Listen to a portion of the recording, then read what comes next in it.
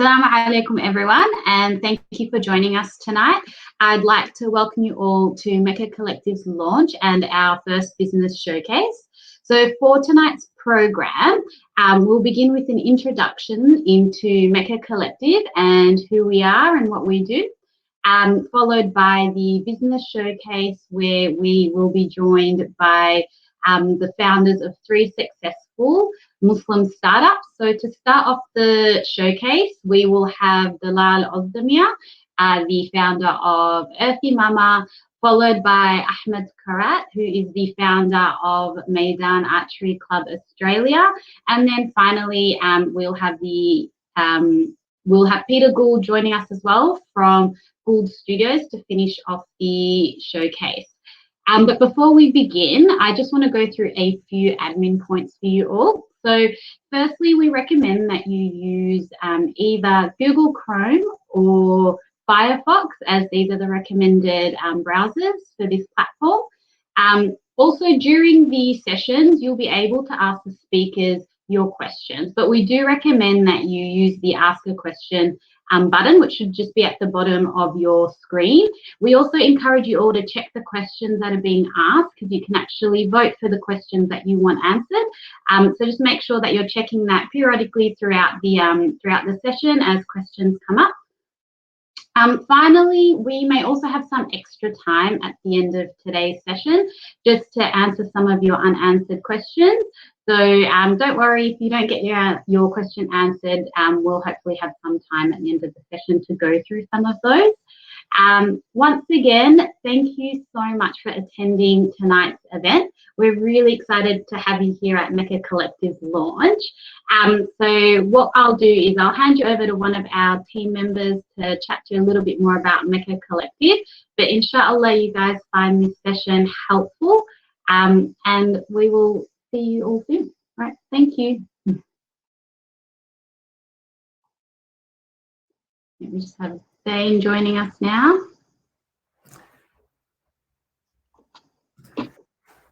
Bismillah, alhamdulillah, wa salatu wa salamu ala rasulillah wa ala alihi wa sahbihi wa man wala. Assalamu alaikum wa rahmatullahi ta'ala wa barakatuh. I begin in the name of God, and we praise God and send peace and blessings to his noble prophet, Muhammad, peace be upon him. And I greeted you with the traditional Muslim greeting of peace.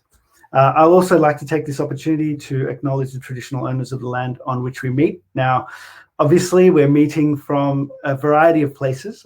Feel free to tell us where we're meeting from and where you're situated at the moment and joining us from. I'm in Melbourne, Victoria, the COVID state, or the lockdown state as they call it. And so the local people here are the Wurundjeri people of the Kulin Nation. So we pay our respects to their elders, past, present, and emerging. Now, my name, to start with, is Zain Kazi, and I'm one of the, I'd like to call us collaborators within MECA Collective, or a contributor to MECA Collective, and it's my honor to be your host for this evening. I welcome you all, and thank you so much for joining, and I pray that this is going to be really beneficial for everyone that's joining. We're also really honored to have 3 wonderful guests who have volunteered their time to spend some time this evening with us and answer a few questions about their entrepreneurial journey. So as Sister Ola mentioned, we have Sister Dalal, Brother Ahmed, and Brother Peter, who we can't wait to hear from. And I encourage you again to ask questions that you've got and to vote up questions using the platform. Now, to introduce MECA Collective, I thought it would be interesting, and I'm going to try this and test the technology a little bit, but I thought it'd be interesting to take you on a little bit of the journey that we went through as a team or as a group in coming up with this concept of MECA Collective. So if you allow me, I'll just share my screen.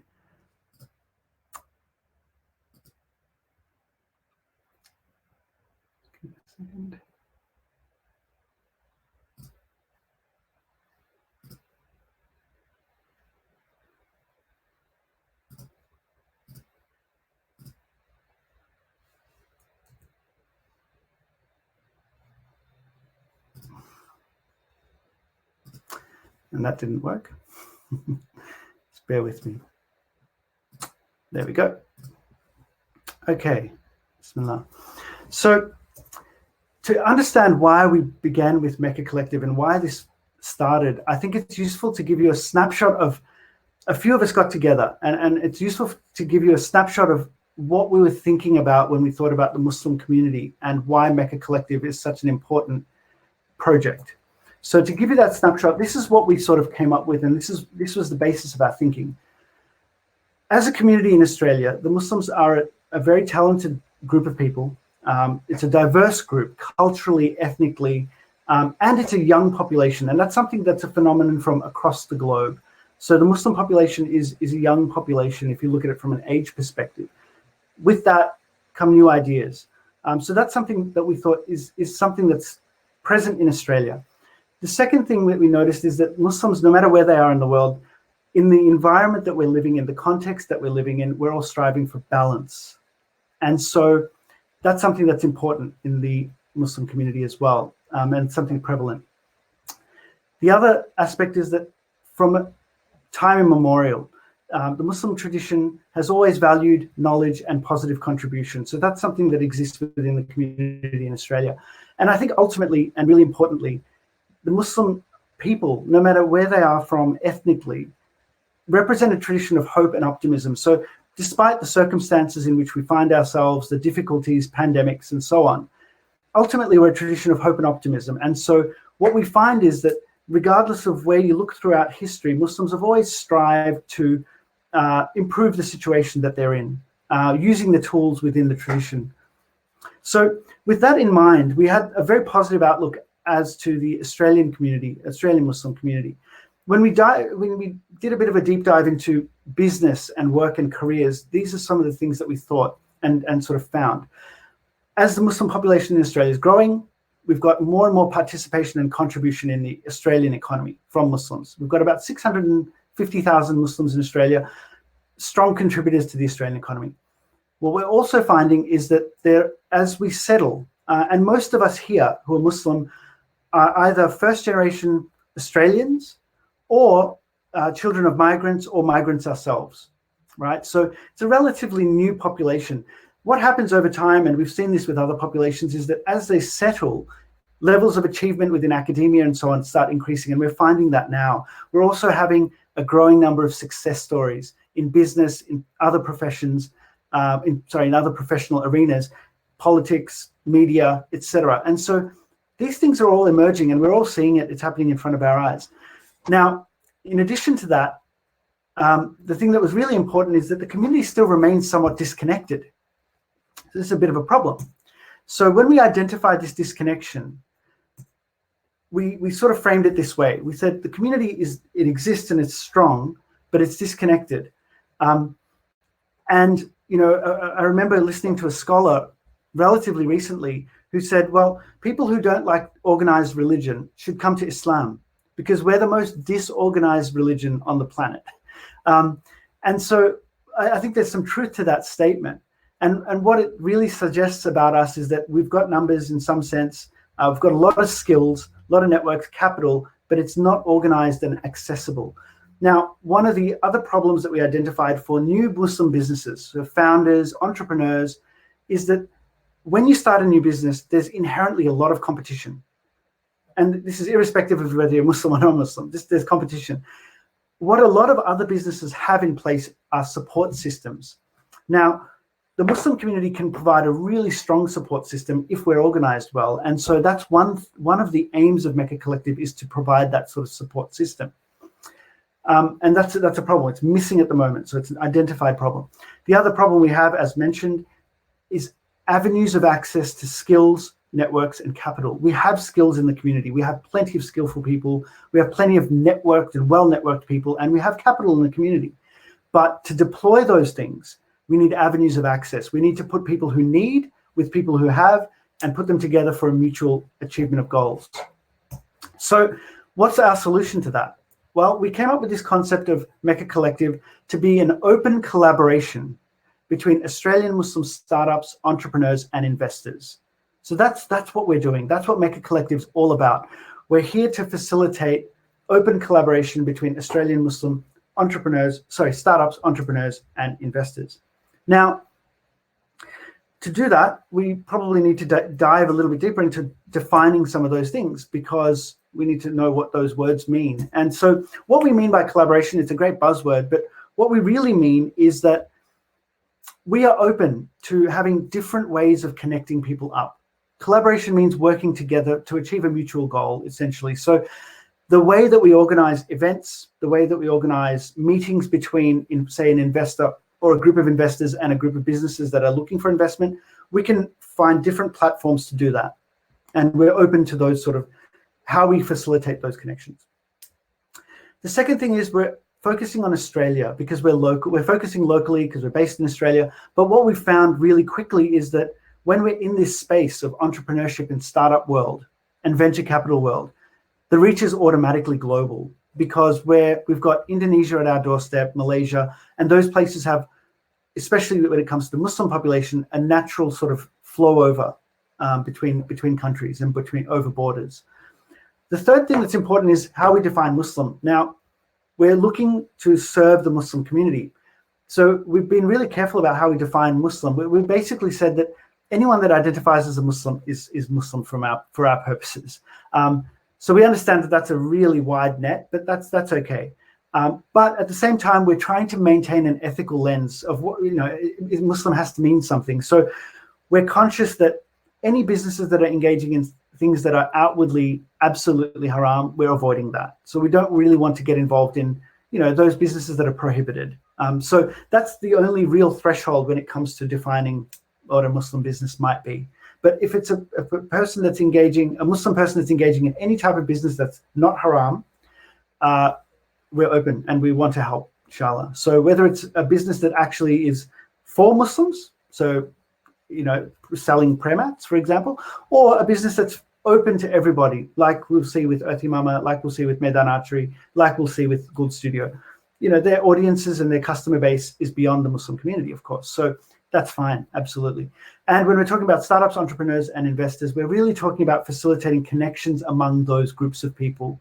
And entrepreneurs is a broad category because it can include professionals who are doing things that are venture-like. Okay, so with that in mind, we thought we need to put some meat around what we're doing, and we came up with 5 principles that we're really emphasizing and really drive home what we're trying to do. First thing is to facilitate. So we want to facilitate the open collaboration between Australian Muslim startups, entrepreneurs, and investors. So our job as MECA Collective, as a group of contributors, is to help facilitate those exchanges. We really want to set up platforms, whether that's introducing people to one another, having sessions like this where we can introduce businesses to the Muslim community. We're open to different ways to do that and creative ways to do that. In terms of engagement, so engaging is the second part. We want to come up with valuable and creative initiatives. So projects like workshops where we deliver knowledge transfer and skill development. We want to engage with the community to see what the community needs and to respond to that need. So it's highly driven by the needs of the community. And that's what that engagement principle talks about. Build, the reason we use the word build is because we see the Muslim community at a stage where we need to build an ecosystem. There's already plenty of Muslim businesses out there. There's plenty of Muslim entrepreneurs out there, but we need to build an ecosystem, a web that's connected. And so part of our role and our job is to build, is to be builders. We don't want to destroy. There are plenty of organizations doing fantastic things. We're not here to step on toes. We want to build. We want to help other organizations that are doing great things to do even greater things. If we can help with that, we want to contribute. So that's kind of the way we're looking at these things.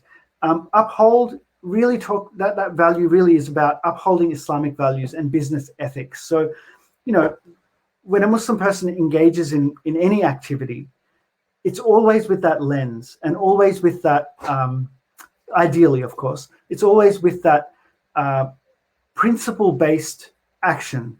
And so some of the things that we're looking to do is try and encourage the upholding of Muslim values. Now, obviously, we understand the Muslim tradition is a very vast and broad one, and we respect that. So we're not sort of here to give fiqh rulings or legal rulings. But we do want to uphold, in principle, the ethics that are espoused in the Islamic tradition and the Muslim tradition. And finally, we're here to inspire. We want to bring out the next, we want to see a Muslim Mark Zuckerberg, let's say, or a Muslim Elon Musk without the hashtag haram stuff. We want to bring out the next Muslim billionaire. Why not? Like, we want to inspire Muslims to aim high, achieve fantastic things, benefit not just themselves, their family, benefit the world. That's what we should be aiming to do. That's what our mandate is as Muslims. We're here to try and benefit everyone around us, whether they're Muslim or not Muslim. And so we want to inspire those ideas. We want to inspire people to aim really high and have grand visions, and then not just be dreamers, but have some sort of support network that can actually help facilitate that growth. So that's really what we're about, inshallah. And you know, it's a broad goal, and it's a vast goal, but inshallah, with everyone's work, it can happen. Teamwork makes the dream work, so to speak. Now, speaking about the team, really what we're doing, we don't really identify individuals. So I have the honor of presenting, but I'm really representing MECA Collective as a group. It's not really about the individual here. We're organized as a group of contributors. We've got vast backgrounds. So my background, I work as a corporate lawyer in the fields of venture capital, startups, private equity. So naturally, this field for me it's my bread and butter. I love startups. I love facilitating investment and so on. So that's what I help clients do. Now, a lot of the other people that are involved as contributors have backgrounds in finance and investment, in government, in healthcare, tech, design, social enterprise, even not-for-profit work, of course, because that is an important aspect of the Islamic economy, so to speak. Now, when it comes to diversity, we value diversity, but not because it's a buzzword at the moment. What we're striving to do is try and have the MECA Collective group represent and reflect the actual Muslim community. So we need to have sisters, we need to have brothers, we need to have people from different ethnic backgrounds to represent different languages in the community, different traditions in the community, and so on. So MECA Collective as a team is a growing team. It's an organically developing team, and we encourage you, if you want to join our team, of course we all work as contributors. It's not for profit, but we work for benefit. We work to try and benefit the community. So if anyone's interested in working with us to join the team, please email us at team@mecacollective.online, and we'll post that link, inshallah, inside the chat. And I'll remind you again of that email address later on. Finally, on our goals. So just to reiterate, before we get into the exciting part of the showcase, MECA Collective exists for the community. We're working at connecting people, connecting businesses through a creative suite of events. We don't want to do just the standard types of events. Of course, with COVID and the lockdown, everyone's had to rethink how they run events, because we can't run events in person. But when the time comes and things open up, inshallah, we will be try to be really creative about how we organize events for maximum benefit.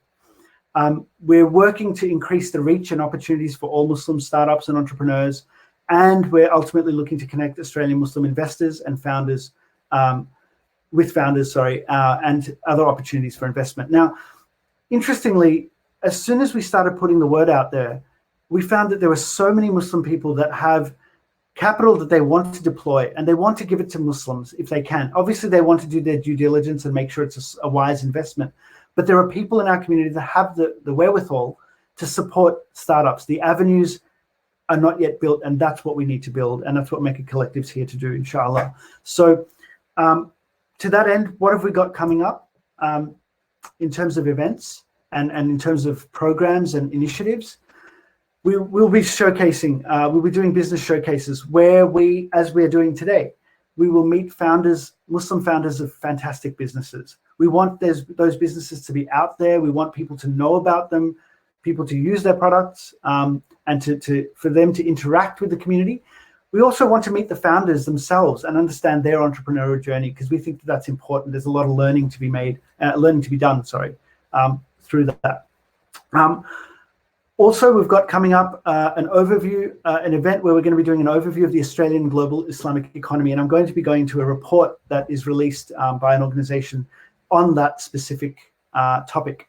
And Peter Gould, who's joining us today, we'll be facilitating that session in the near future, inshallah, and we'll announce that when we've locked in the dates. We'll also be doing other interviews of different business people and people in the startup community, in the Muslim community and outside of the Muslim community, and workshops where we run skill workshops. And different skills are really important. So social media marketing, there's a lot of Muslim people who are great at it. And there are a lot of people who need that in the Muslim community. So connecting those sort of things, people with skills that they want to acquire.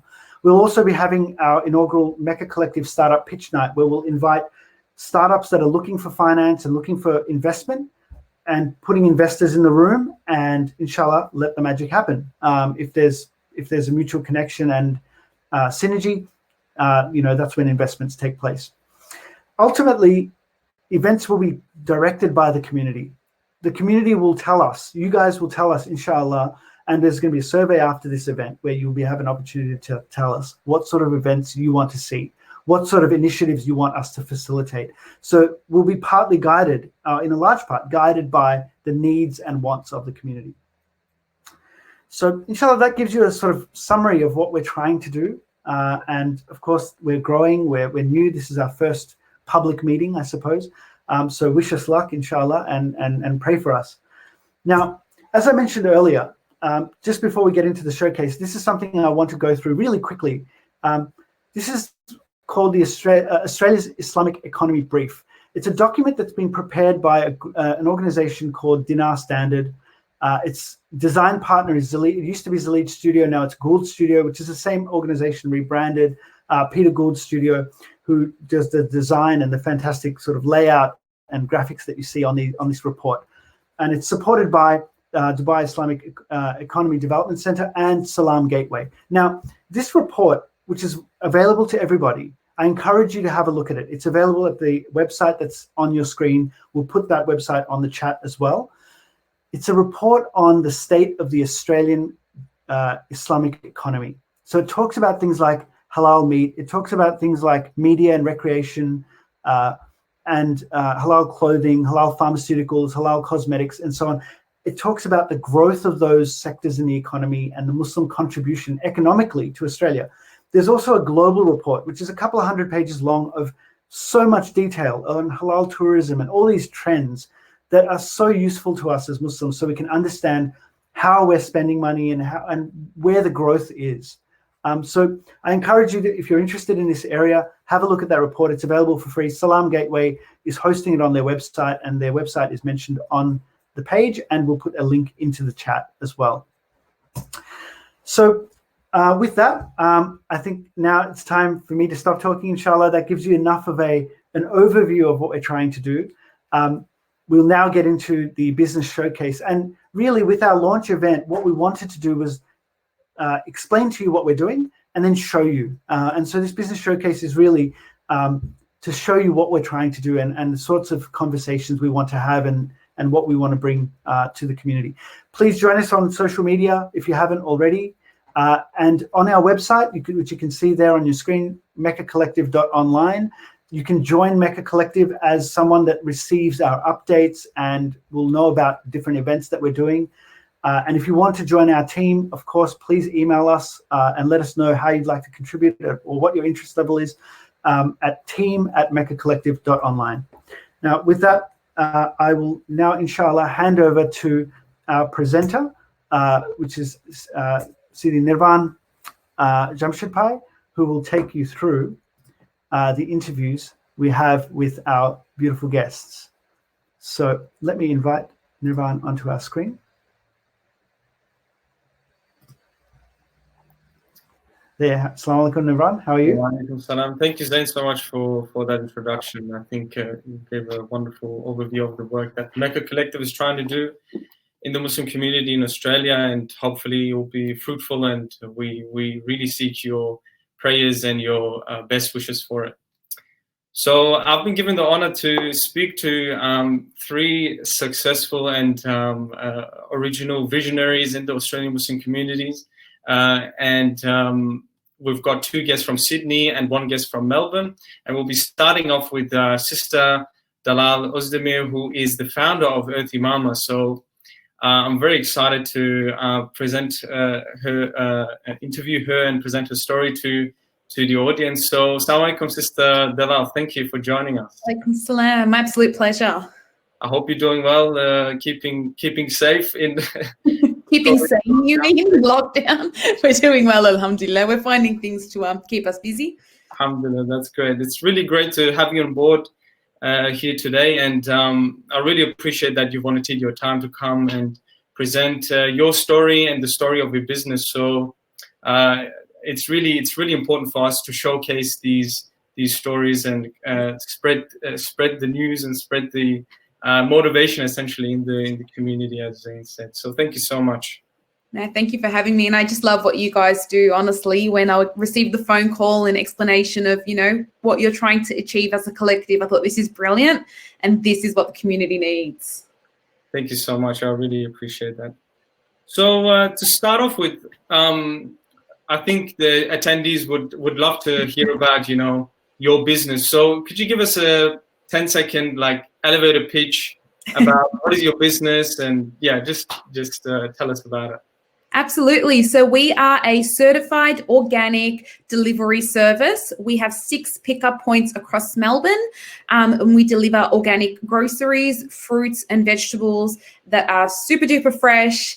We connect a lot with farmers. We employ local mums and teenagers to work for us, and the produce is picked the day before it's received, and it's delivered the same day that it's been packed.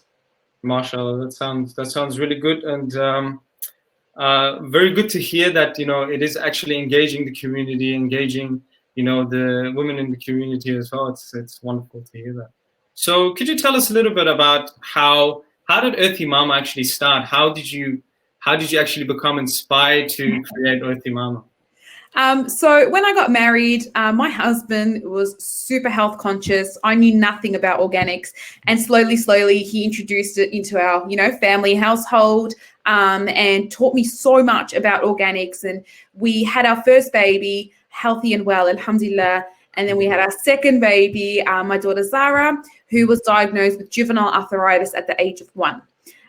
Which is, a disease that is affecting a lot of Australian kids, especially females at the moment. It's painful. They have to be on a lot of medication. And it just wasn't sitting right with me that a 1-year-old needed steroid injections and oral steroids and medication. And the hospital, fantastic, the medical system, but all they were offering was a Band-Aid solution to the pain. There wasn't a solution, to the actual problem. So I thought it's time to start investigating. And the first thing that we learned about is diet, and how much diet can affect, the gut and healing and health and, inflammation. So we thought, okay, first steps, let's start with fruit and veg. She's 1.5 at this point. Kids eat a lot of fruit. That's the easiest part to start with. And we live in the northern suburbs. There is no local organic fruit and veg stores in our area. The closest one was about 45-minute drive. So every Sunday we would drive out to the farmer's market and to the health food store, pick up what we needed and come back. And my husband was working 5 days a week in his full-time job, and that 6th day for his family's business. So, his 7th day, he really did not want to spend a grocery shopping with me and 2 toddlers. So he said, can't you just get this stuff delivered? And I thought, okay, let's trial that out. And I did. And, I am Middle Eastern. We don't eat everything, that everyone else eats. So, getting seasonal boxes from other companies, it was never fresh. It was never to my liking. It didn't really work for my family. So he, at this time I'd started my own small business selling organic products. So shampoos, cleaning products, all the sort of products you need in your house. But food and fruit and veg was really, really missing. So he said, you need to focus your business on this pathway, and I thought, it's going to be hard. It's tricky. And I was studying at the time teaching. So alhamdulillah, I've actually got a teacher's degree. I taught for a year, but it wasn't my true calling. So we started the business, and we had 10 friends that were customers. And every week we would get the produce fresh, we'd pack orders, and it was great. But every week, those 10 friends would tell other friends, and they wanted in. And I simply couldn't help them out because I was packing from my house. I had a baby strapped in the carrier, and I was packing the orders. So we expanded, we got a nice big double garage, and we could cater to more customers. and it just kept on growing naturally, organically. You know, I'm very, very active on social media. So I'd be sharing recipes and, you know, how to cook the produce that would come in. And really the education is important. You can provide a product to someone, but if you're not showing them how to use it, especially food, you know, we love our food, but if you're not showing them how to use it, how to cook it, you know, it's not going to work. So my passion is definitely there, teaching mums how to feed fussy kids, how to use produce that maybe they have never purchased before.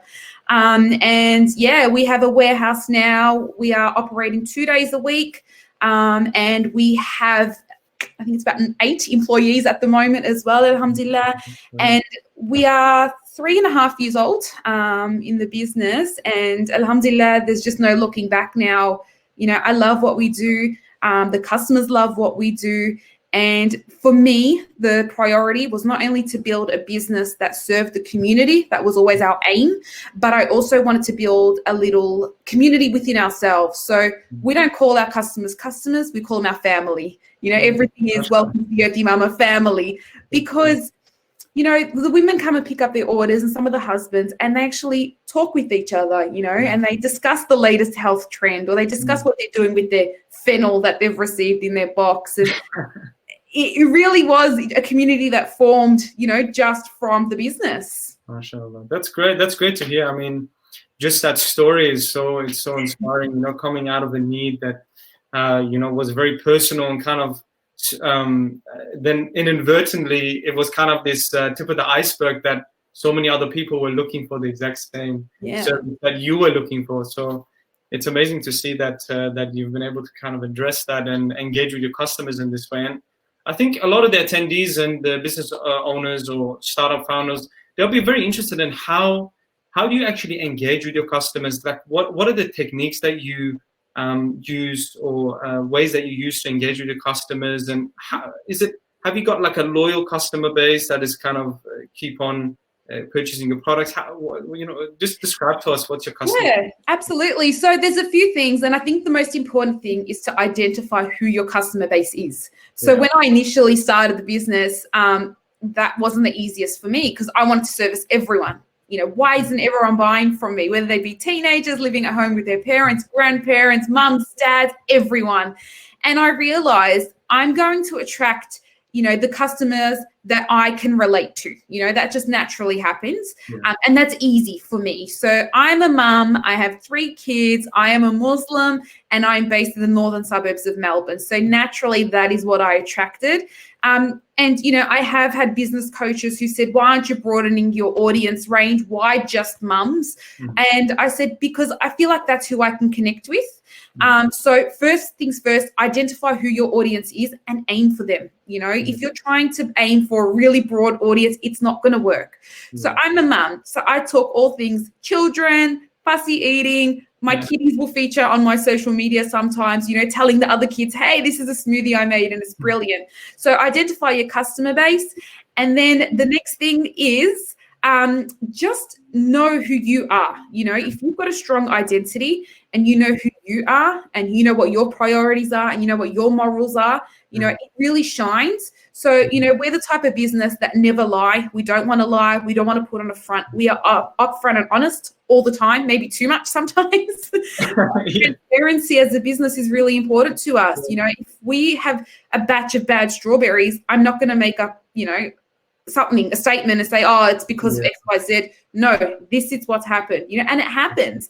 And customers really, really appreciate that honesty. And engaging the audience. Like I said, I am on Instagram a lot. Sometimes the things you think your customers won't like, and this is something that took a while for me to learn. I made a very basic pasta, I remember, like in the early days of Instagram, and I put it on my feed, and my husband was laughing and he said, who's going to want to know how to make that?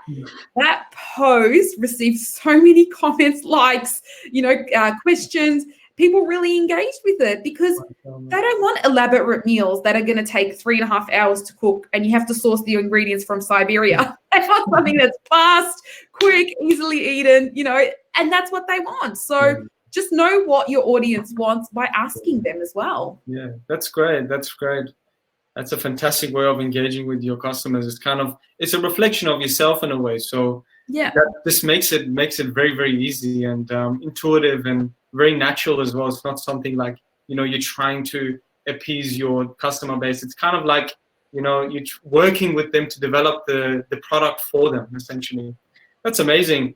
And on the point that you touched on, and this is relevant to MECA Collective as well, which is basically, you mentioned, your identity and your religious belief and your values and ethics.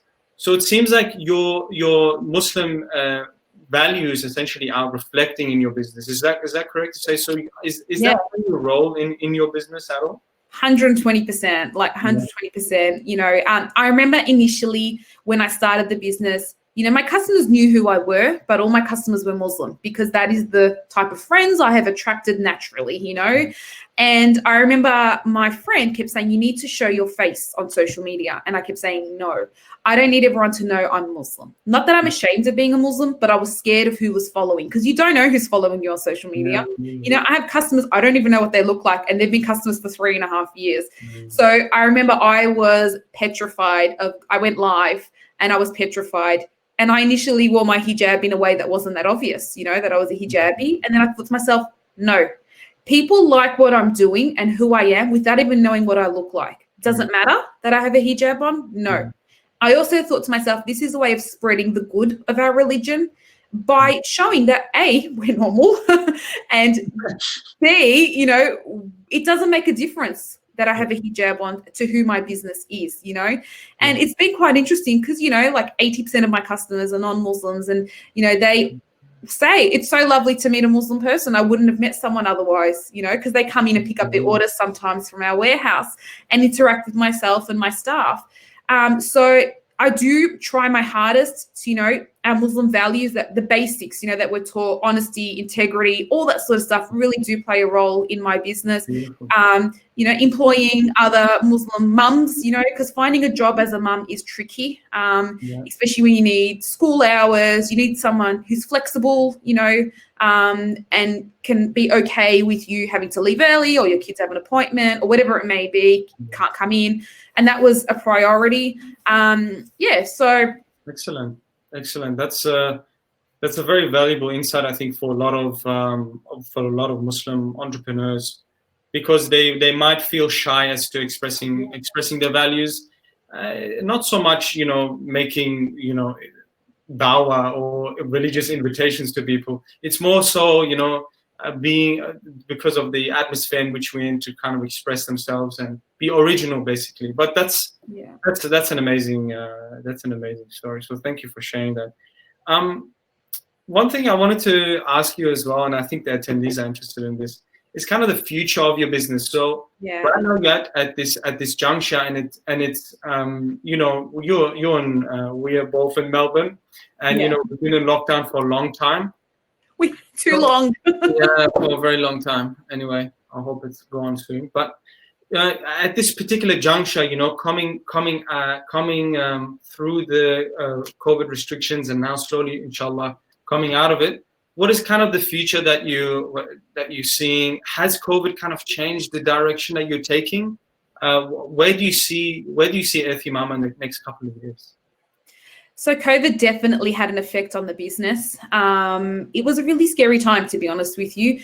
We were operating 1 day a week. And I remember sitting with my husband that night, and we just started hearing news about COVID. So we sort of start selling on a Friday and they have to order by Sunday.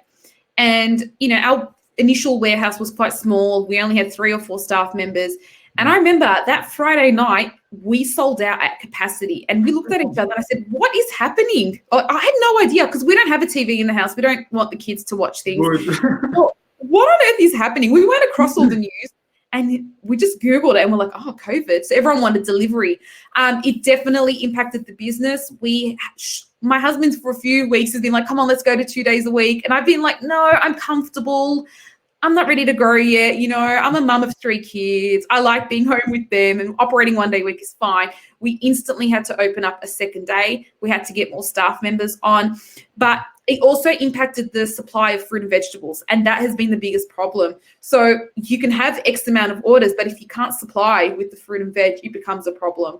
So right now, with backpackers being unavailable for employment, we are struggling to get produce. And with a lot of the borders closed, like because we get produce from Queensland and other places, it's a struggle.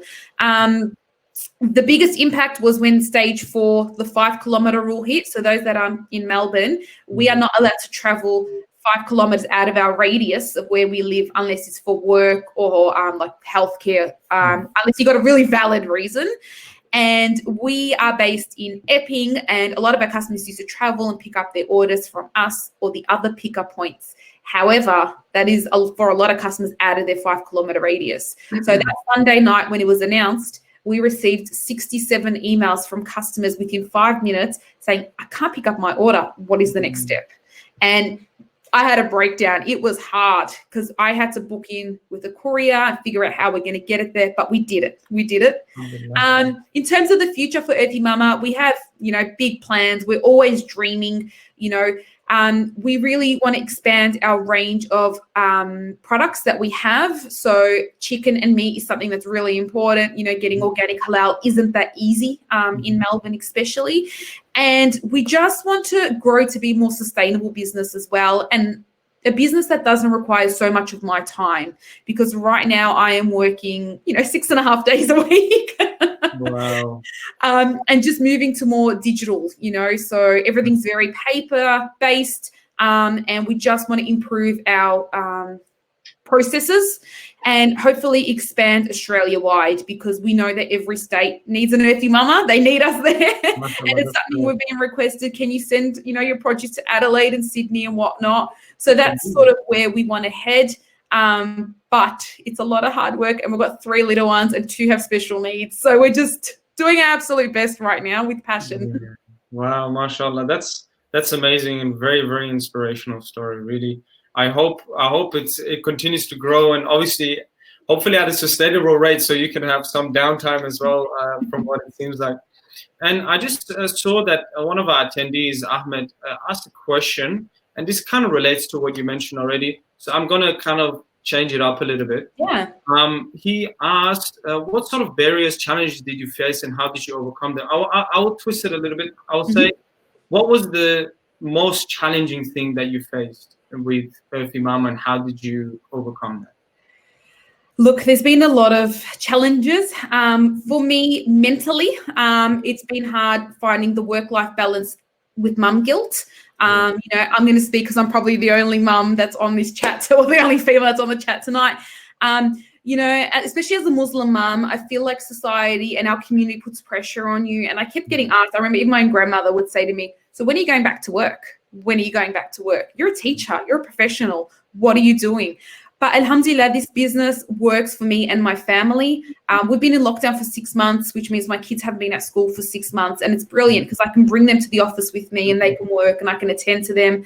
I can leave when I need to, not all the time, but I can leave when I need to. The biggest challenge is a few things, dealing with customer complaints. I feel like because the business, I'm so passionate about it and we love what we do so much and we're so confident in what we do, that sometimes customer complaints can really take a personal toll on you when someone's not so happy with something. And just delegation. I'm a bit of a control freak. So learning to allow other people into the business to help. Even our website, I was doing it myself for a really long time until it got to the point where I'm like, I just can't do it anymore. I don't have the technical skills. We need certain things. And just finding someone to take that role that I could trust was really hard. So trust, delegation, and just supply chain can get really tricky. Our wholesalers, it's very hard getting produce from them. You have to be very friendly. There's real loyalty things. So just battling through that man world, that, male-dominated world. I'm the only female that, I see that goes to the market in her fluoros and her boots, so it's just breaking from that, traditional role. But alhamdulillah, we get through everything. It's hard. It's really hard, but we get through it. Alhamdulillah, that's great. Thank you for providing that insight. Just as a last one, and I wish we could chat for much longer than this. I think a lot of the attendees would love to hear more. But just as a last question before we wrap up, is there anything you would have loved to have known before you started this business venture? Yeah, that you would like to share to attendees? Maybe just one piece of advice, like the Genuinely, I wish I knew more about things relating to bookkeeping and accounting, because I have zero experience in that. And we have to rely on an accountant, and our initial accountant wasn't really giving me all the advice I needed. And it's something I have zero knowledge in, because, you know, hubby takes care of that sort of stuff. But it would have been great knowing, you know, that sort of information, bookkeeping, keeping things in certain order, you know, what can be claimed, etc. I wish I had more knowledge in that. But everything else, I'm a keen and mad Googler. I love technology. You know, but that's what I love about this collective, is the fact that they are, you know, planning on upskilling. I'm a teacher by trade. I'm not a fruiterer. I'm not a business owner, and I'm not an employer. You know, it was really tricky learning to have staff as well. All my staff are older than me, so even that was hard. So I could go on forever, but just upskill as much as you can, you know. That's amazing. Well, Sister Dalal, as I said, we could go on for many more minutes. Thank you so much for volunteering your time today. And it's been really, really motivating and inspiring to hear from your story. And I think the attendees for having me. would really appreciate that. So to all the attendees, I urge you to go and hop on Earthy Mama's website, check out the Instagram, check out the social media, see what they're doing. And, you know, this is one of the businesses as in the Muslim community that we need to really support and look after and see what the growth is within it. And hopefully we can be inspired and learn from the story of that business and from Sister Dalal herself. So thank you so much. My absolute pleasure. All right, so for the next one, we've got a really exciting presenter, which will be Brother Ahmed Karat from Meydan Archery. So, Assalamu alaikum, Brother Ahmed. Wa alaikum assalam. How are you? Alhamdulillah, alhamdulillah. Hope you're well as well. You're tuning in from Sydney, so you just came from a hunting session you were telling us just before. So yes, yeah, indeed. We weren't far off the Victorian border. We're around Mount Kosciuszko. Oh wow, that's must have been a couple of hours of drive from Sydney. Yeah, more like 6. Oh, wow, that's amazing. I think a lot of the attendees who might be Ertugrul friends might enjoy this specifically because Meydan Archery is actually the first archery club in Australia to teach the Asiatic Ottoman style of archery. So, and it's been growing, and it's fascinating to see its growth. So we're very, very honored to have Brother Ahmed with us at MECA Collective with this very, very interesting and different entrepreneurial story, we must say. So thank you for joining me. And it's also very refreshing to see what you guys are doing. I think you are filling a gap in the community that is most needed, and may Allah reward you for it. Jazakallah khair. Inshallah, it will be a fruitful endeavor, inshallah. Ameen. I'll start off the same way with Sister Della. So tell us what is Meydan Archery. If you could tell somebody who's never known anything about archery or you or Meydan, tell them what is it? Okay, so Meydan Archery Club is a place that everybody can come together in. So Meydan means field. We come together in this field, and we're all equal in this field. All right, and we come to practice their archery. The sort of archery we endeavor to practice in that club is a more Eastern style of archery. And we're not saying Eastern in a way that we're trying to compete with the West. It's just a little bit different in our approach, where we do archery more as a martial art and less as just a mechanical movement. It's an archery club that started as an archery club, focusing on archery, on ground archery, but it has grown into more than just archery club. The community has grown exponentially. And we've also involved horses, and now it's horseback archery, not the real how it should be. And then after that, now we're imbuing it with concepts of tasawwuf and futuwa, which involves all the sunnah disciplines. So we wanted to do this initially, but we focused on one thing and did it right, rather than doing all the Sunnah arts and disciplines. We focused on one and got it right before we kind of expand. That's already a great piece of advice, you know, focusing on one thing, trying to perfect it and doing it really with excellence. And jumping on from that, so what was the thing that really, you know, inspired you to create Maidan Archery? How did it come about? I used to live on a farm, and because I'm an avid hunter and I enjoy art, I used to do compound archery before I got to know about Ottoman archery for about 10 years. And then I read a book, and everything changed. But it started on my farm because a lot of the people who were interested in archery, they would come and say, hey, can you teach me? Or they'd see me practice with my nephews and my son or something. They'd say, oh, I'd be keen on that. I'd like to give it a try. So one thing leads to another, and they ended up buying a compound bow. I trained probably tens of people at the farm. Farm got taken, and we lost our place where we could, hang and relax and shoot. Yeah, they built a road through my house. Oh no! And, didn't have a farm now. Where do we shoot? Because I was never really into clubs because I had this property. The same people that were joining me, we all got together, and coincidentally, that taking of the property allowed me to some space to go to Turkey and study a little bit about this and travel and explore. And it was all very. It suits Sister Dalal. It was very it was very organic, and in the way that and you know what, organic is a very Islamic concept, because when things happen for you easily, they say if you want to see if you are on the right path, sometimes people doubt, am I doing the right thing, am I not?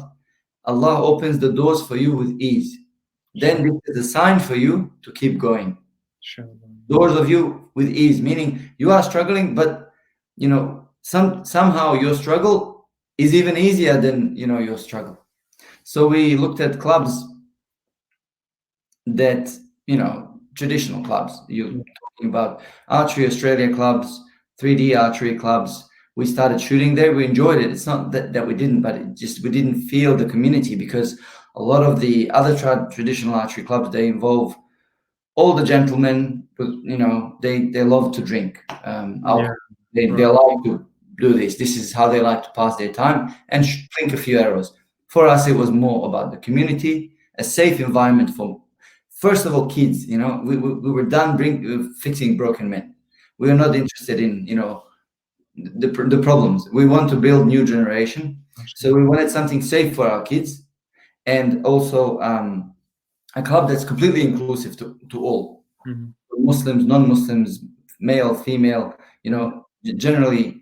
And so we basically approached the Bosnian community and said, because I'm Bosniak myself, we approached the Bosnian community. They were like, wow, great, we don't have enough activities. Come and do it at our soccer field, which was abandoned. And we started there again, and it grew organically, but it outgrew.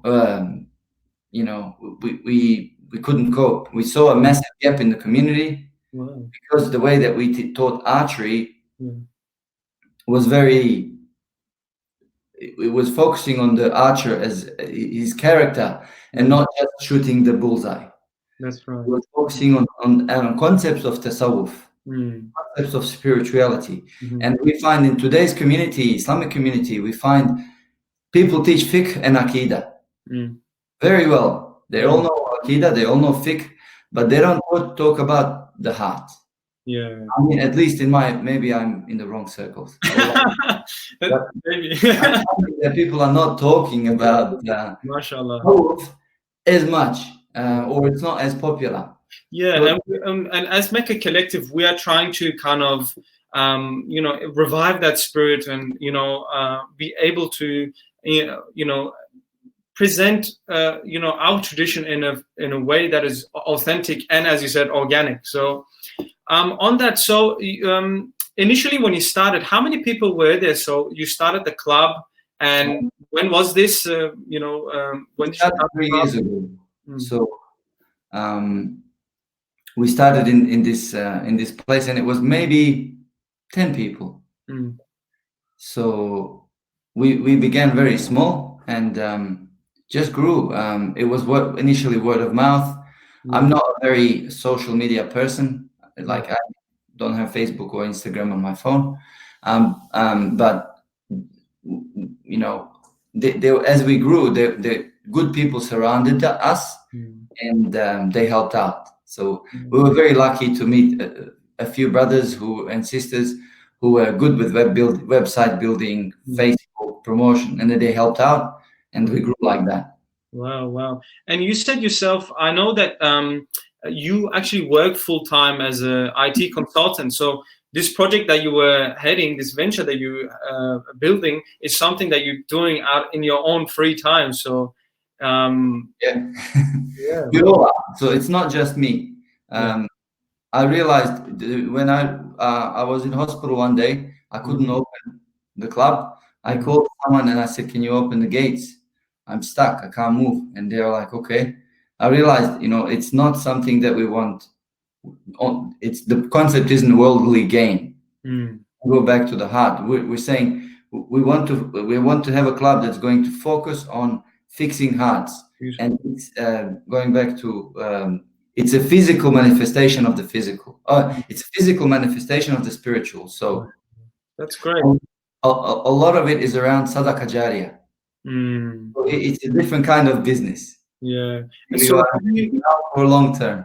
Yeah. So how have you been funding Meydan Archery? So could you tell us how many people are part of the club, and how many people do you have usually engaging, and how do you fund Meydan Archery? Subhanallah, I didn't know you were going to ask me. With regards to funding, initially, you have to put your mouth money where your mouth is. So it takes a lot of money, and you have to, like I said, it's sadaqah jariyah, and some people they're interested in this. They want to give money fi sabilillah. Okay.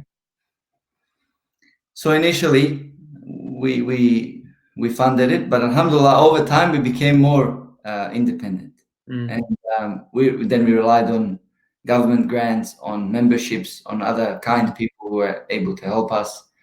Alhamdulillah, but we're very healthy in terms of funds, and that is again because of the good people that are running the club, like our treasurer and a few other people who are from sales backgrounds.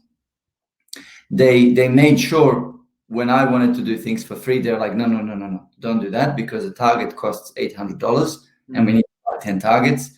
It's not going to be cheap. So you need to, think about this. And I wasn't thinking that at all. So we were very heavily funded from our members, our core members, and also from the greater community. On top of that, because we were non-for-profit, we were eligible to apply for a couple of grants. That's excellent. So we applied for one grant and we got it. That helped us a lot to start. That's great. So initially, I think a lot of social entrepreneurship ventures, they are sometimes, especially if they're not for profit, they're sometimes hesitant to, deal with money, because you're just like, I don't want to deal with all that mess of, first of all, I don't want to do the accounting. Second of all, I don't want to have, as Muslims, we've got another dimension to it. I don't want to take people's money and, whatever that is. So what was the thing that kind of brought it to the next line? Did you see that, if we want to expand this project, we need to essentially make it, first of all, lucrative. And if we want to, because it's kind of, your club is promoting, prophetic traditions in sport. So in order to do that, you had to essentially incorporate that. So did it take a while for you to get used to, this is going to start involving money? And are you willing to, now that that's happened, what is it going to look like in the next couple of years? Are you trying to expand it in Sydney over other states? What is it going to look like? Yes. So Our initial plan on a page has been completed. So I basically put a plan, strategic plan, when we first started, and that's been completed. Now our next plan for 2 years is underway, and that plan involves a little bit more commercial acumen, and that commercial acumen would be in a format where how can I free myself up more to dedicate myself to the community better, and not necessarily how to monetize it. So it's more around how can I free myself up to run things better, because we cannot cope. We're booked until May, so I don't know what to do. My main problem initially was having enough teachers. First, when people find it, you said, somebody who has never done archery, hasn't tried it, try and show them how it is. And I always say, if you have never tasted an apple, I can talk to you about the apple for but you don't understand what an apple tastes like. That's right. The same thing with archery or any prophetic sport. They all look easy from far. Oh, riding horse, no problem, I can do that. Or shooting arrows, I know because I did it as a kid. It's easy from far, but when you get involved, it's different. So, it's basically we need to somehow open this up to our community, because our mission is to revive archery culture, or to revive the Sunnah discipline, Sunnah art, or Sunnah sport, as some people call them, culture in our community. So our aim is not really, it's basically greater than what we are. Inshallah, that's very good. And I think that's a value that obviously all Muslims should have when they're engaging in business, and inculcate that within themselves. I think that's very honorable, and that's a great insight from you. I was, as somebody who's in Melbourne, I would love to do archery, man. You can. Is there?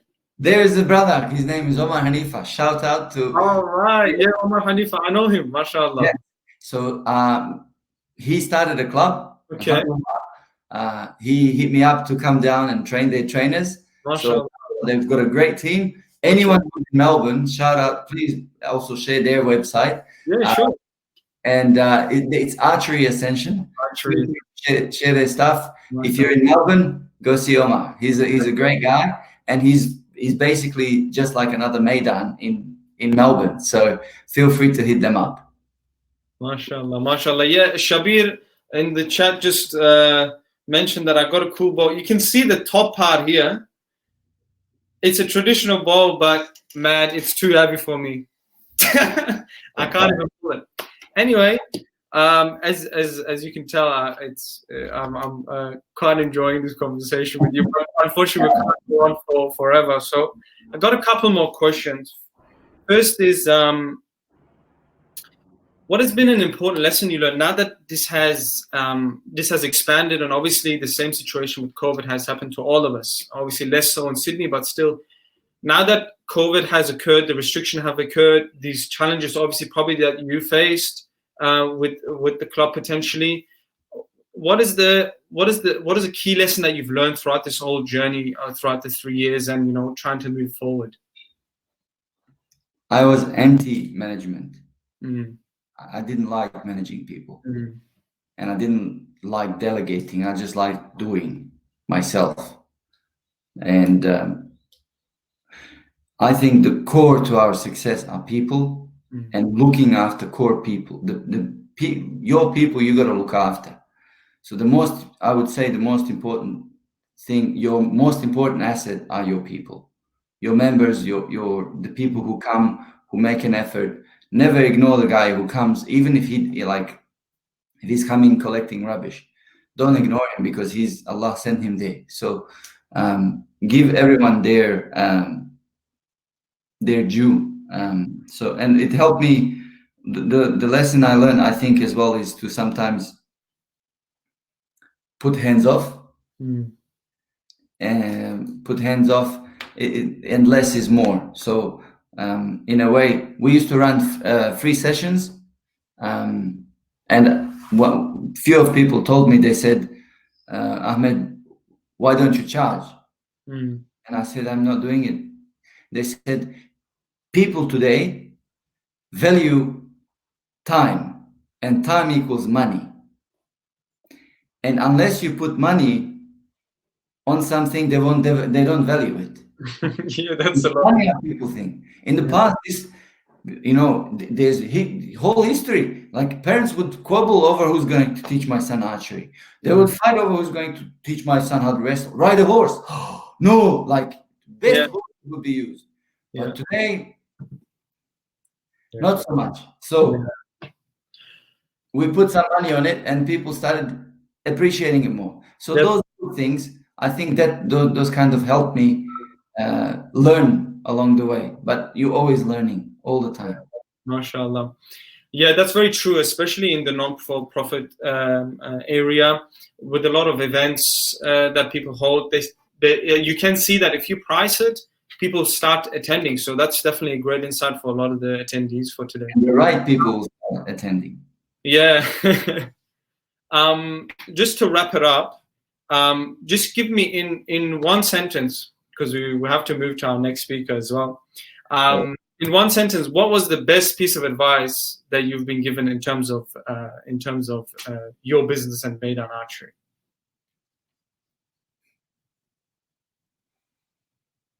Any kind of advice that somebody's giving you? Yeah, there's several. Yeah, give me the best one. Make your intention for the sake of Allah. Make your intention for the sake of Allah. That's very beautiful. That's very beautiful. Thank you, Ahmed. Thank you so much for taking your time and speaking to us at MECA Collective. I would have loved to continue as I would with Sister Dalal, probably with Brother Peter as well. But we would love to have you back on at another stage, inshallah, in the future. But it's great to see this social venture happening in the community. And thank you so much for volunteering your time. So very happy to be part of this. Thank you for inviting me. Thank you. Okay, alhamdulillah. Great. So got a few gems of wisdom through there. Alhamdulillah. That's great. So we'll be moving on to our final speaker of tonight's Launch and Business Showcase event, which will be the famous Brother Peter Gul. Assalamu alaikum. Walaikum salam. Hey, great to meet you. How you doing, Nirvan? Alhamdulillah, doing really well. As you can tell, we've had some great speakers and a lot of wisdom's coming through. I'm expecting the same from you, inshallah. So without further ado, and not to waste the time of the attendees to see and get to hear from your story, tell us, Gul Studio, what is it? Yeah, Bismillah. Thank you. Well, first, before I do that, I think everyone will be very happy to let Ustad Ahmed speak for longer. I think he has so many, and I hope he won't mind me sharing, but I'm a student of his, and he's very patient with all of us attempting, moving away from our busy city office lives, especially on the weekend, to go and attend Meydan. So, I can definitely recommend it as a beautiful example of, really spiritually grounded business that really is just felt when you experience really people come with presence, and people really bring just a wonderful quality to Meydan. And I think Ahmed just really represents an example of the kind of business that we can see when people are bringing that intentionality and sincerity, and it's very welcoming to everyone. So anyway, I know we're just going, but really Ahmed's a great example of, I think, what you're doing a great job with MECA Collective is really elevating and highlighting these great examples that are really flourishing now in the community within Australia, but beyond. So anyway, that little preamble, but look, thank you so much for inviting me. It's great to join all of you, and I appreciate it's coming into evening time for a number of us. So look, I'll just share a little bit about the company and my approach. So I've been leading out this design team it's actually coming up to about 20 years now, and it's been really a blessing in that time to lead a design team. So design is really all about change, so design is not just graphic design or fashion design or interior design. Really, design is looking at something, looking at the heart of what that problem is and trying to improve it or change it. So, if you look at our design team like us, We have about 15 staff. We're in Sydney, Dubai, Jakarta.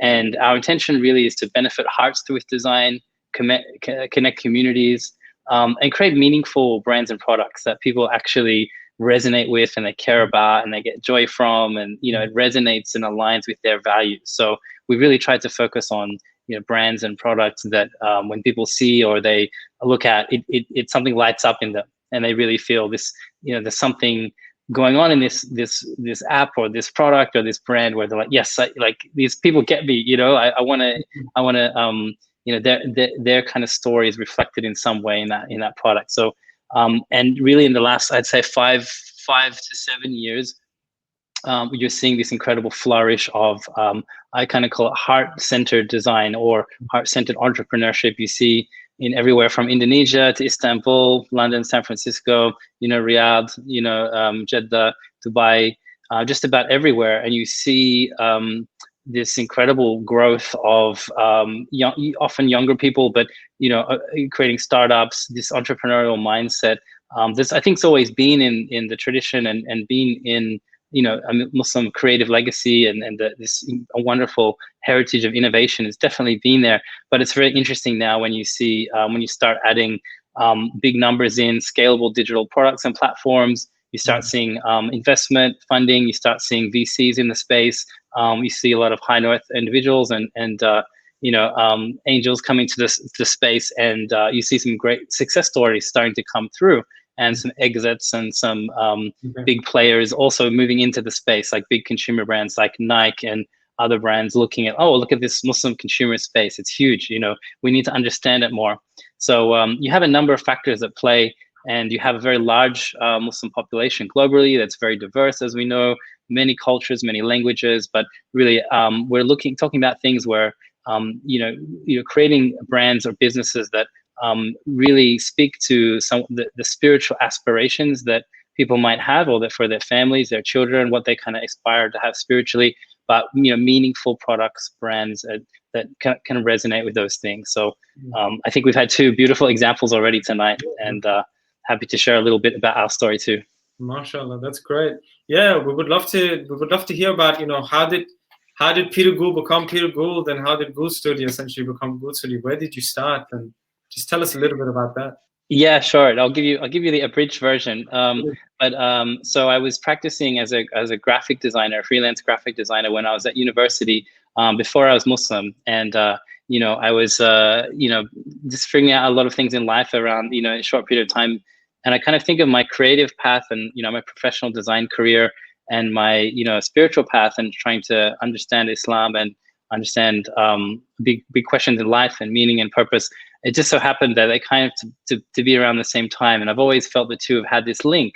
And what I've been able to really appreciate that there's an incredible beauty and potential when you look at design and what the role of design in our world today. So if you think, if you pick up your iPhone or you look at any product you use today, or any experience, especially if maybe our friends in Melbourne are having to a lot of do orders from home or digital things from home, that's an experience that someone's designed. So someone's created that app. Does it work well? Someone's created the thing that you buy, interact with. They're all design teams. It really impacts us every day and every moment. They're all decisions.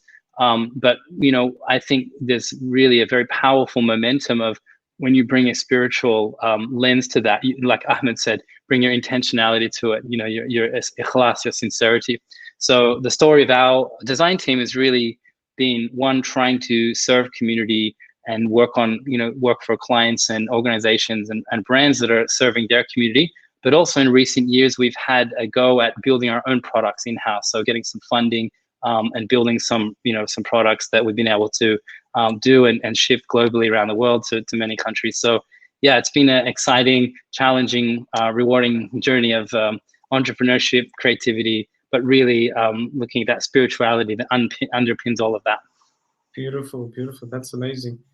Could you tell us about the team? What does Gould Studio at the moment? What are you guys doing? Who's the team? What the makeup? Yeah, no problem. So we have our leadership team in Sydney and Dubai. and most of that team has been with me for coming up towards 10 years. But then we've expanded a lot of our design support team in Indonesia. So we have, for example, 5 amazing full-time designers in Indonesia that's growing as well, that have been able to help support with some of the different time zones. And, you know, I think an example of the beautiful richness and potential in our global creative ummah, our creative community, and especially in a year like 2020, you're seeing this is just such a, although very challenging and difficult year, it's also, I think, full of potential and opportunity and transformation. So, you know, we as a team have tried to do that. We've looked within, you know, we had some projects at the start of the year that were looking, you know, huge, but they were linked to events. So in Dubai, you know, had this Expo 2020. Because of COVID, a lot of things changed. You know, a lot of projects got, you know, had to just, you know, be postponed or canceled. So many creative teams and design teams globally saw suddenly a lot of change. So we had to, like others, adapt and look at, you know, why do people come to us? Why have we had same people coming to us and referring us for the last 15 years or more? So having, I think, a great team is absolutely at the heart of that, and a team aligned on culture and values. And it doesn't have to be faith. You know, obviously the underpinning values and alignment, you know, are there, but we have people from a range of backgrounds and faiths in our team. And I think that diversity is essential for innovation and for bringing different perspective and lens to what we do and what we try and create for people. MashaAllah, that's great. I'm wondering, a lot of the attendees would like to know, because you're dealing with quite high level clients. Among them are, you know, as we just saw, Brother Zain presented some of them with the economic report, Islamic economy report.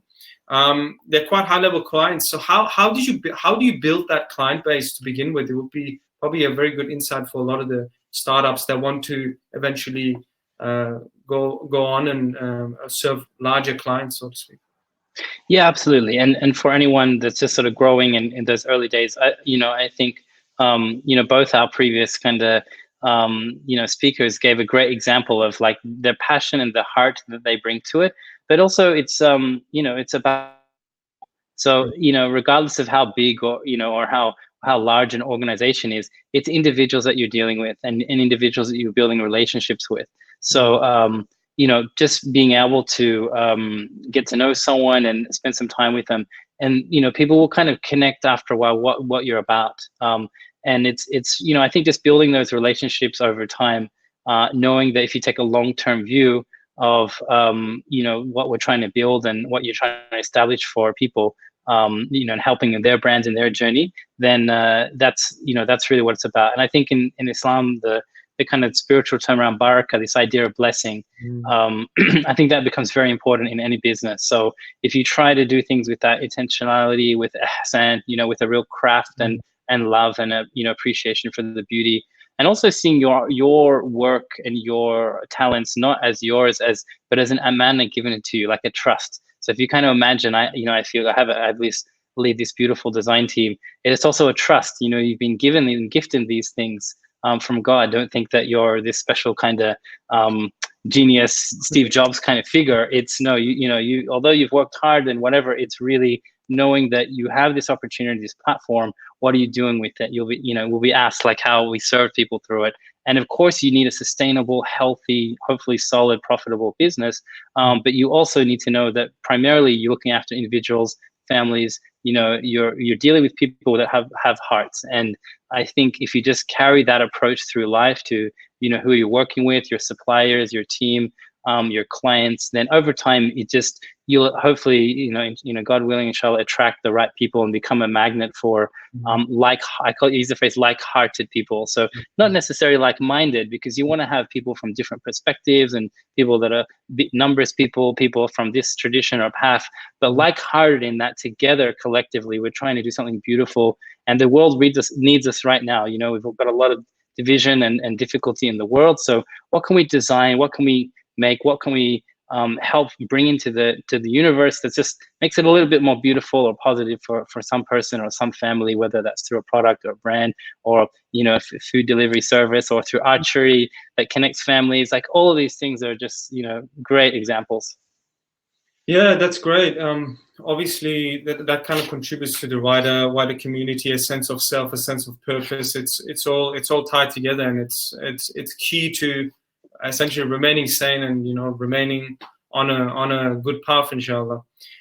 On that note, I was wondering, obviously there's a lot of great things in business. There's a lot of success stories that you have, the sweet moments that you enjoy in your business, in life. But the flip side of it is also true. There's a lot of challenges. As you said, every challenge is an opportunity, but nonetheless, it's a struggle. Whether it's for immediate good or for long-term good, or whether it never eventuates potentially. So how do you go about? What was the most challenging time for you, and how did you go about essentially resolving that or facing that challenge? Yeah, great question. And I think, and I think a classic one for any, would-be entrepreneurs or people on that, the path of trying to build something, get anything going with momentum. It's an incredible amount of work, and it does take, so much from within you. But it's also, I also feel that if you've been gifted with that inspiration and that spark that you really want to try this or build this business or do this thing, there's a reason it's kind of been sent to you. And I also feel like, we almost feel like it would be a shame not to try and bring that into the world, or at least apply it. It doesn't mean everyone should go out and just try and build a startup. I wouldn't recommend that, but maybe you could help someone who's building a startup, or, look at what community circles are around you that you can help bring some of your talents to. And, I think the key word is what you're doing with MECA Collective is building this ecosystem. And I've seen this work really wonderfully in a number of countries and cities where you see this strong Muslim, entrepreneurial ecosystem, but connecting on value. So it's not just you have to hit a certain box to come in the door, but really connecting people to have that that like-heartedness. So there's been lots of trials and challenges. 15, 20 years of trying to get things going. Then I'm sure any entrepreneur or founder, or someone trying to lead a company or build a team, or even just be a dad. I have 3 kids, and try to do all those things.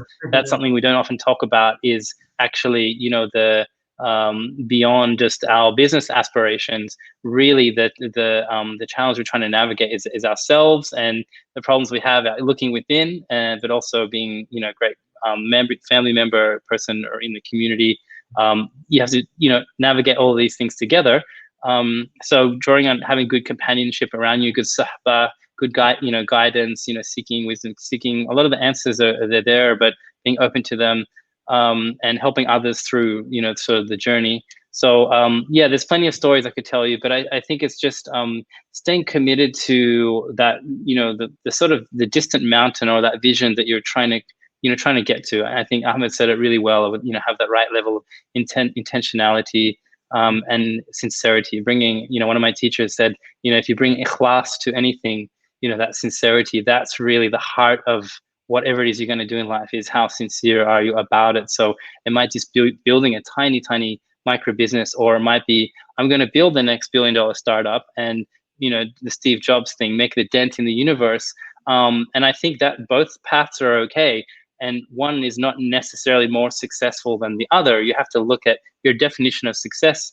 Maybe it's just waking up in the morning with sakina in your heart and tranquility, and knowing that your business has done some good in the world. And we don't have to champion necessarily, the unicorn startup model as the success story. But I think we are on our way to seeing more of those as well. So last thing is, so for example, a company we work with closely called LaunchGood, based out of the US, has been a really good example, I think, of the rising stars of Islamic economy and Muslim lifestyle market, where they have over 1 million users now. They raised over $100 million through their platform. They raised, I think, in Australian dollars, about nearly $50 million this Ramadan through hundreds of thousands of users. And so what does that require? That requires all of that spiritual foundation, but also you have to know how to run a team, how to hire well, have a good tech stack, have a good UX, UI. You have to understand all of these things in parallel and be authentic, and your users are smart. They'll know if you're trying to, approach things in a way that's cutting corners.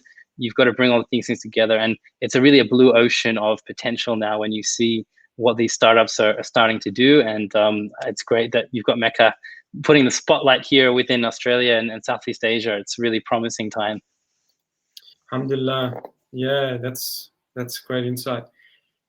I was wondering, a lot of the attendees will be thinking about this question, especially startup founders and entrepreneurs that are trying to just come and do their stint and go forward. And one of the attendees actually asked this question.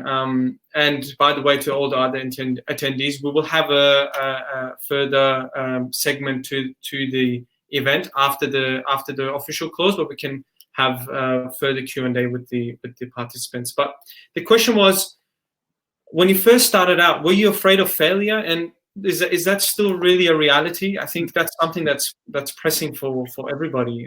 How do you address that? Yeah, I think it's a very fair question.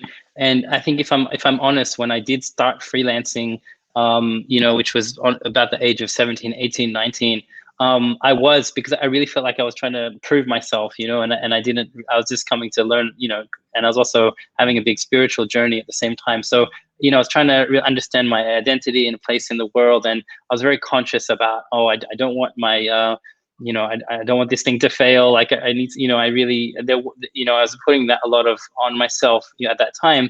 But I think over definitely the last 15 years, as I've, come to, I feel, live the entrepreneurial path a little more and build a funded startup and help other startups and, serve big corporations, small enterprise as well, is see failure in a different way and reframe it. And alhamdulillah, I did a 2-year Stanford course, and the whole mindset of course in Stanford Innovation and Design Z School is all about reframing failure as learning. There's no failure, there's only learning. So that's definitely the kind of signature advice you get from most of the kind of founders there. But that can be easy to say and hard to practice. So I think it's the mindset really for people. I would just say this is really think of whatever you're building or doing now. Don't invest everything into that as being it for the rest of your life. It's do your best to make it work. I wouldn't feel, I wouldn't celebrate if things are just not working out for you all the time. But I would say that you're always in a path of iteration and prototyping, both in terms of your business you're building and the ideas you're working on and trying those out and iterating, but also in your own life and story. So you're trying out, maybe you're a founder, maybe you're donating time to this, maybe you're kind of playing with these different sliders of, a bit more creative expression here, a bit more impact project here, but also your financial engine that powers, whatever you need to do in life. So I think just, the mindset of learning, changing, iterating, it's okay if it didn't work out, but what did you learn from that? It's only failure if you don't learn from it. Yeah, that's great insight. And just to wrap it up, because we do have to move on to a close. Just within 15 seconds, 20 seconds, give us, a last piece of advice for the attendees that have joined in. So what would you like to? Yeah, thank you. No, I think I'd just probably extend what Ahmed said already beautifully so earlier, is about bringing your niyyah to it, bringing your intentionality to it, and being, having a clarity of purpose. And as Muslims or people on the spiritual path, for us, that's very much aligned with our spiritual aspiration of getting closer to God by serving people and trying to do our best work here and put our best effort in. So I'd say really, look at our spiritual aspirations and the teachings we have in our ikhlas, in our niyyah, bringing this real sense of amana, like what we're trying to do here, what we've been given as a trust, and having rida, having this gratitude and this shukr if things aren't going away, really accepting that with accepting that there's a higher wisdom there, and then trying to appreciate barakah, the blessing that is essential part to make anything happen. So I think just that intentionality and that sincerity of that is great advice that will serve anyone over path you're on in your career, whatever that next chapter is ahead, but trying to do something beautiful and meaningful with your time here. Excellent. Thank you so much, Brother Peter Gould. It's been a pleasure to speak with you. As I said, I would love to continue this conversation, and you'll be around, hopefully, inshallah, for future events with MECA Collective as well. So thank you so much. I urge all the attendees to check out Peter Gould if you don't know him already, which I think you do. So please engage with his social media and Instagram and check out Gould Studio. Thank you so much. That was a great range of presenters that we had there, and it's been a pleasure to speak to all of them. And I think you've gained a lot of insight as attendees to this first business showcase event, and we will have future iterations of this event, inshallah, in the coming time as we progress as an organization. So, thank you so much. I'll hand it back to Zain from here, and assalamu alaikum, everybody. Have a good evening.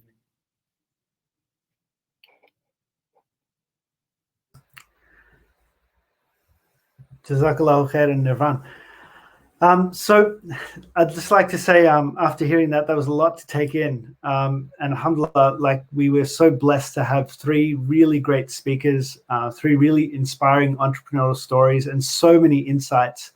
So I pray that everyone benefited from this, from what we've heard so far. I'm conscious that Maghrib time is coming in. So what we'll try and do, I'll just quickly wrap up the MECA Collective aspect, and then for those who want to hang around for 5 to 10 minutes, we want to give you an opportunity to interact with our speakers. So we've asked them to stay back just for 10 minutes, because to push that beyond that would be delaying Maghrib. So just to wrap up, what I'd like to say again, thank you to everyone that's attended. Thank you to our speakers again for their time. Please join MECA Collective. Our website is mecacollective.online. There's a link just below. So click on that. Join our mailing list, essentially, so that you can join in our events, upcoming events, and so on. If you would like to join the team and help build MECA Collective, email us at team@mecacollective.online. TEAM, team@mecacollective.online. We welcome anyone that wants to come and join us and to participate and contribute, inshallah. And with that, I think, I pray that everyone benefited, and we'll end with a short dua just to, inshallah, ensure some barakah. سبحان ربك رب العزة عما يصفون وسلام على المرسلين الحمد لله رب العالمين برحمتك يا أرحم الراحمين آمين يا رب العالمين. Okay, so with that, what I'll do, for those who want to stick around, you're more than welcome. We're going to probably keep the line open for 10 minutes or so with our speakers, and I'll just invite them on.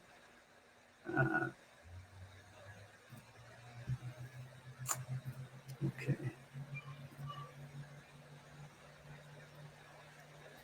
And I'll invite Sidi Nirvan back on to just take us through a few questions. So just give me 1 second while I make the technology work.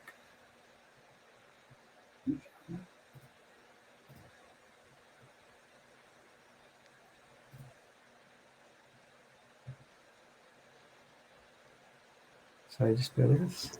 There we go. So Nirvan, we've got a few questions in the Ask a Question facility.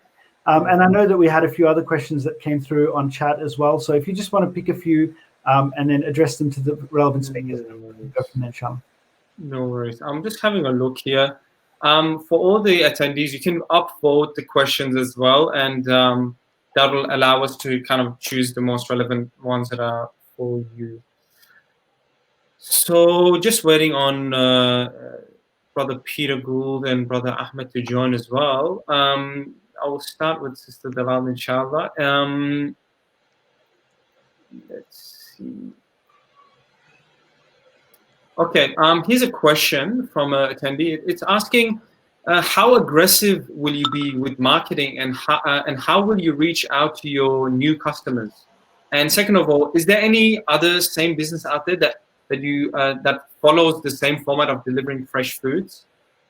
So how do you deal with competitors and things like that? Yeah, so there definitely is other businesses that do what we do. Do they do exactly what we do? I don't think so. I like to say that's what sets us apart. Our boxes are fantastic for families, and our price point is really good. As Brother Peter Gould said, our initial aim was actually to serve the community. Those initial 10 customers were friends, and I, never made a profit from it until, as our other brother said, we had to get someone in to say, no, you need to make money to run this business, So it's something we're definitely learning, but yeah, definitely value for money, freshness. A lot of other delivery services store their produce. We have one fridge and one freezer, and they store our milk, butter, cold goods. We store no produce. So whatever comes in goes out, and that's it. Every Monday, every Thursday, we're up at 3 o'clock in the morning getting the fresh produce. And we like to support local growers as well. So Victorian growers are really important. They're the backbone, especially during COVID at the moment, where our supply chain is restricted. We really learned that we got to zone in on what is grown here in our home ground. And there was another part to that question. Remind me. Yeah. How do you how aggressive will you be with marketing? How do you reach out to new customers? Yeah, absolutely. So we have employed a social media marketing team for the last 2 months because, as Brother Peter Gould said, family is really important. And I didn't want to have my phone in my hand all the time, trying to post up and keep up with the trends. And, the team I've hired are an all-female team, and they've got a really great eye. So, they make my social media look pretty, and that's important because that wasn't a focus for me, So they've also started a marketing campaign. We're trying to target certain areas within Melbourne, and that's the thing that just makes it a little bit tricky is because we don't deliver to every single suburb. We really have to focus the marketing in as local and certain areas. I'm quite thankful that my customers create a lot of the content for me that gets posted. I've got 6 or 7 VIP members, I call them, who I send new products to, and they'll do the advertising. I'm grateful that I've got friends who are influencers on social media too. So, again, if we've got new products or we need to promote a certain item, I will send that out to them. And naturally, they've got their own crew and their own way of advertising the product. Because sometimes, as you as the business owner, if you're constantly saying a product is fantastic, it becomes a bit repetitive and boring. But when a new face comes in and creates something new, so we are definitely, that is our next step, is really to get density in terms of delivery. So we are focusing on one suburb at a time for our marketing campaign. MashaAllah, that's great. Unfortunately, I'm not able to see Brother Peter Gould and Ahmed Karat their videos. Is it? I can see them. You can see them. Well, yeah, it's a bit odd. I can't see them. I guess we can see you, Nirvan. I think the audience is.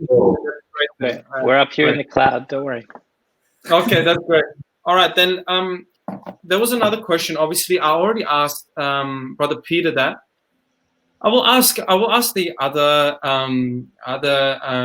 guests as well.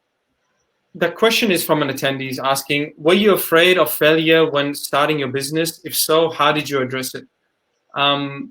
Maybe Brother Ahmed can start on that one. I don't think there's a better answer than what Brother Peter gave. There is no failure in this world. In this world, we were made to work. That's your creation. You work, you fail, you learn. When you fail in this world, it's not fail. And when you fail in the next world, that's fail.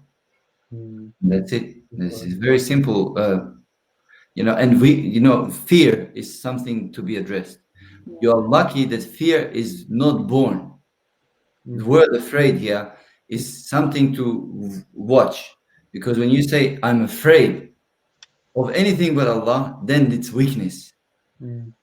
Yes, so and luckily we build on this. Opposite of fear is bravery, and bravery is muscle, so you can work on it and get it stronger. Luckily, we're not just born with bravery. You're not. You can work. So yeah, there's no fear is irrelevant if you have to have strength to overcome fear. MashaAllah. Thank you so much, Brother Ahmed. These are words that are applicable not only to business but to life in general. So that's a great insight. Sister Della, do you have any insights regarding you being afraid of failure? It's a common thing across all entrepreneurs and startup founders. So. Yeah, definitely. I am the more careful one in the business. I've got my partner support who's amazing, but initially investing in a business when I didn't have a job and I had to use, the family's money was scary. And it was scary because I thought, if something goes wrong, it's on me. That's what it felt like, as a female who didn't have a, full-time career before starting this, but just having someone that you can go back to give you that confidence sometimes is really helpful. Having someone you can talk to And just clarify your thoughts is really important, because being an entrepreneur can get really lonely. I didn't have a team. I didn't have staff for, a couple of years. So just having someone you can check in with is important. And that's why I love what you've started here, because you need friends in business. You truly do. You need people you can go to. Sometimes my own family, would say, like, my uncle's the ex-Australia Post CEO, Ahmed Fahua. That's him. And he said to me, what you're doing is impossible. Same day delivery of produce is impossible. And that is my own family. And now I'm just like, yeah, we do it. That's a good thing to hold. That's awesome, Dalal. That is the best. You should just lead with that, because mashallah, he's very successful. He's on the newspapers, but you proved the impossible. Either that, or he was just trying to set you up to make you work super hard. He's a very strategic guy, mashallah. But no, I think Dalal, you've great, amazing business you've got going. Are you in Sydney? You haven't expanded here yet, right? Because we'll be waiting. We'll be waiting, inshallah. That's great. Brother Peter, there's one more question from the audience, and then we'll wrap it up, inshallah. It was particularly addressing your heart-centered kind of approach. And the question is, how easy or difficult has the process been of combining contemporary design and heart-centered in Ihsan principles to form your mission? I feel like it's kind of addressing that idea of modern design and kind of being able to infuse it with these very deep-seated values and principles of excellence. So yeah, sure. Well, I kind of think of it this way. I mentioned a little bit when I was talking earlier about we experience design every moment of the day, but we might not be that conscious about it. But definitely in terms of advertising or in noise and distraction, attention, how many devices and apps are really trying hard to get our attention out, a distraction.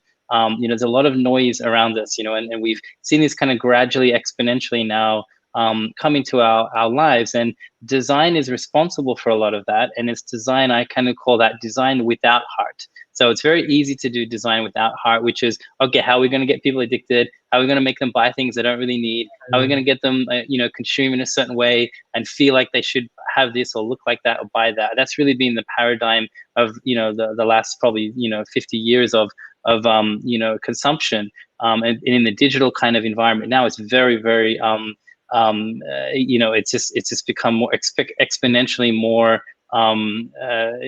dangerous, I think, as well. That's not to say that all design and everything we experience has been negative, but what I feel that there is a reaction to that happening, and I think that you have always had, and hopefully now, a growing sense of a design consciousness, where the people, the entrepreneurs and business are either reacting to that or actively trying to lead with. I kind of use heart-centered approach, because everyone can get around that idea, and alhamdulillah, my friends and colleagues in professional design circles globally, people that have work in tech companies or have left and started their own, people have sold their company to Facebook or Airbnb, that but they have this heart-centered approach. That language is universal, but in spiritual terms, that's just how we're taught to live our lives, and that naturally permeates into business and what we're trying to do. In that, our spiritual aspirations very much should be the foundation for what we're trying to build. And that's what gives it the beauty and the blessing is when as we've all kind of shared, Dalal early, deal with people with honesty and patience and beauty, and that shows. And then you get the blessings in the business. So whereas traditionally in entrepreneurship and particularly startup kind of conversations, like this one, but just in terms of startup co-working spaces, it's the conversations are always about valuations, users, how do we get on board people. How do we, what's the cost per acquisition? The language itself is so heartless. It's like, how do we get people faster? How do we get to billion users? And the investors looking just at the dollar signs, but I think there's actually a lot more to people. It's just that's the convention of the day. And without taking a whole lecture and blah, blah, blah, I know we're out of time, but I think there's plenty of people that would welcome what we're talking about here. And if we use the right language around heart-centeredness, like-heartedness, use that kind of language, everyone will get behind that. A lot of people, because they're thirsty for this content, and not just in their business, but in their lives as well. having this heart-centered approach to how we live our life. I think our entrepreneurs and our designers, our creatives, like on the call, actually can have a lot of influence on people's lives by the way we do business, and how we treat people can actually be a window into the spiritual tradition behind that. But I'll leave it at that, inshallah. Yeah, Sorry for the long answer. Those are beautiful words, and I think they ring true in all aspects of life, really. And you three are testament to, you know, that staying true to your values and being steadfast, so to speak, and, you know, being thankful and patient and going through the struggles is worth it at the end of the day, because at the end of the day, it's a personal journey. And as Brother Ahmed said, we need to always have our goal in mind at the end. So I think these are great parting words for our attendees and for the speakers. So thank you again to our speakers for joining us and volunteering your time. And I will urge all the attendees, and I imagine they are very, very keen on learning more about you and your business and how you're doing things. So I urge them again to follow you on social media and also support MECA Collective and the work that we're trying to do. This is just one of the many events, inshallah, that we will be running. So inshallah, with no further ado, I will say thank you, a very big thank you, and may Allah reward you for your efforts and for spending your time. So have a good evening. And Assalamu alaikum. I'll hand it back to Zain for any concluding remarks. Thank you.